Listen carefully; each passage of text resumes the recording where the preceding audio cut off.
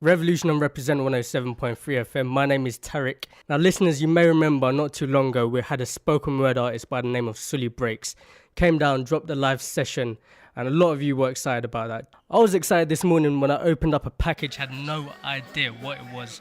Opened it up, put it in the player, pressed play, and it totally blew me away. It's his brand new piece from his brand new The Dorm Room EP. I'm gonna have to let spoken word do what it does best and let it speak for itself. Brand new Sully Breaks.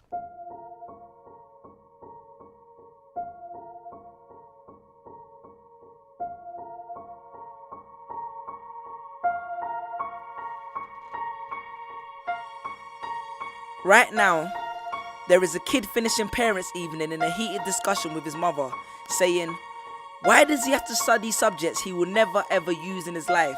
And she will look at him blank-eyed, stifle a sigh, think for a second, and then lie.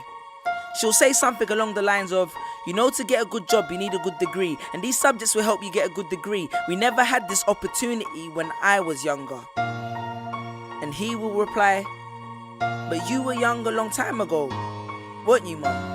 And she won't respond, although what he implies makes perfect sense, that society's needs would have changed since she was 16. But she will ignore him, grip his hand more sternly, then drag him to the car. But what she doesn't know is that she didn't ignore him just to shut him up. She didn't lie because they were just returning from parents' evening and an argument in the hallway would look bad on her resume. She won't lie because she just spent the last 1 hour convincing a stern-faced teacher that she will ensure that her child studies more at home. No, she will lie simply because she does not know any better herself. Although her whole adult life she has never used or applied Pythagoras' theorem, pathetic fallacy, and still does not know the value of X. She will rely on society to tell her that her child, who has one of the sharpest minds in the school, is hyperactive, unfocused, easily distracted, and wayward. Students, how many equations, subjects, and dates did you memorize just before an exam never to use again? How many A grades did you get which were never asked for when you applied for a job? How many times have you remembered something 5 minutes just after the teacher said stop writing, only to receive your results 1 month later to realize that you were only 1 mark short of the top grade? Does that mean remembering 5 minutes earlier would have made you more qualified for a particular job? Well, on the application form it would have.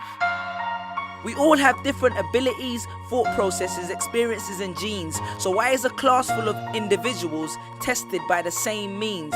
So does that mean Sherelle thinks she's dumb because she couldn't do a couple of sums? And if this issue is not addressed properly, it then becomes a self-fulfilling prophecy. Then every school has the audacity to have a policy on equality. The irony. Exams are society's methods of telling you what you're worth. But you can't let society tell you what you are, because it's the same society that tells you that abortion is wrong but then looks down on teenage parents. The same society that sells products to promote natural hair, looks and smooth complexion, with the model on the box half photoshopped and has fake lashes and hair extensions, with pastors that preach charity but own private jets, imams that preach against greed but are all fat, parents that say they want educated kids but constantly marvel at how rich Richard Branson is, governments that preach peace but endorse wars, that say they believe so much in the importance of higher education and further learning, then why increase tuition fees every single year?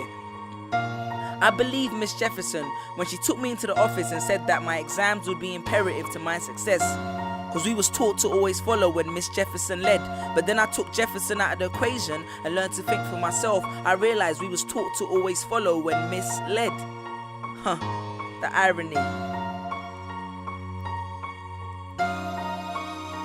Test us with tests, but the finals are never final, because they never prepare us for the biggest test, which is survival. And what I suggest is fairly outlandish, so I do not expect everyone to understand this, except for the kids who knows what it feels like to be worth no more than that D or that A that you get on results day, and the ones whose best stories were never good enough for the English teacher, because apparently you missed out key literal techniques, did not follow the class plan, and the language was too informal for him to understand. But then he'd reference Hamlet and Macbeth, and you'd fight the the urge to express your contempt by partially clenching your fist with only your medius finger left protruding in the middle of your hand, and then asks if he was aware that Shakespeare was known as the innovator of slang, or the kid at the back of the class who thinks, why am I studying something that doesn't fuel my drive? But then when confronted with a maths problem, his eyes come alive. So this one is for my generation, the ones who found what they were looking for on Google, the ones who followed their dreams on Twitter, pictured their future on Instagram, accepted destiny on Facebook. This one's for my failures and my dropouts, for my unemployed graduates, my shop assistants, cleaners and cashiers with bigger dreams,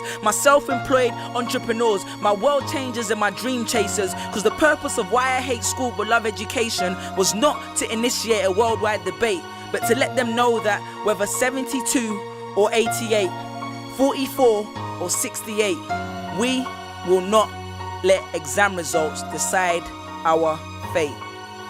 Peace.